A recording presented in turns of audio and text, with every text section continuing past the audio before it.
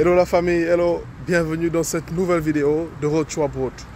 Aujourd'hui je fais cette vidéo, je vais vous parler comme le titre l'indique, je vais vous faire part d'une technique, de quelque chose que vous devez toujours, voire absolument faire avant de payer les frais de scolarité lorsque vous souhaitez étudier soit en Pologne, soit en Lettonie, soit en République tchèque, dans n'importe quel de ces pays que je viens de citer.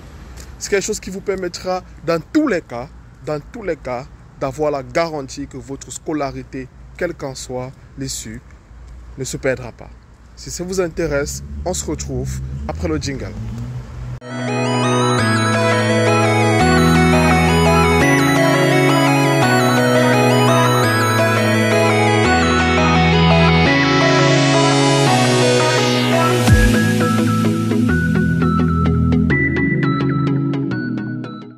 Alors, avant toute chose, je tenais à vous souhaiter bon début de semaine à vous.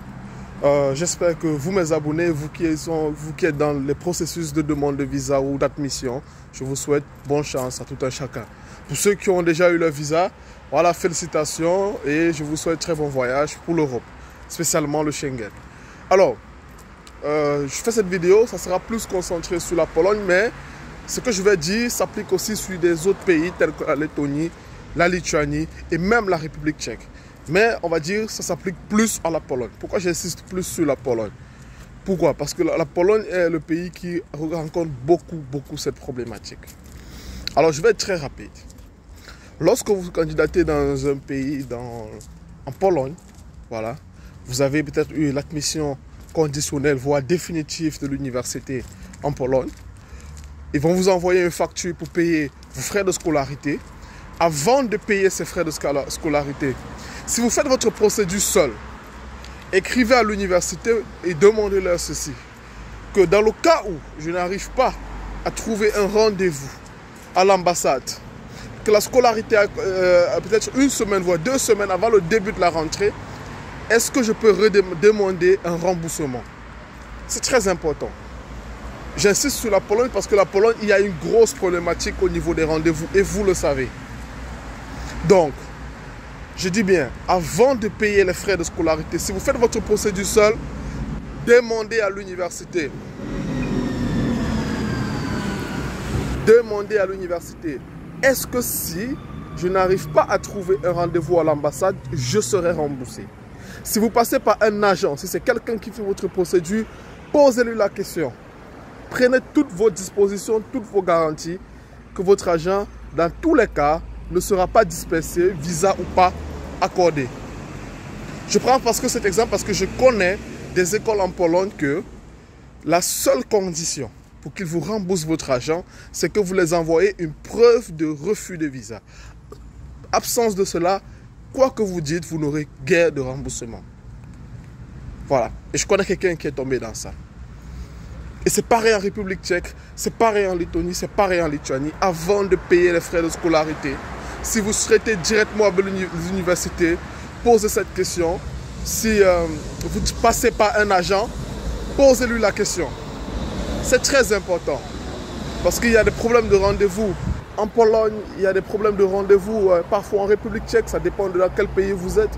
Il y a des problèmes de rendez-vous parfois en Lettonie, ça dépend des pays dans lesquels vous êtes. Attention.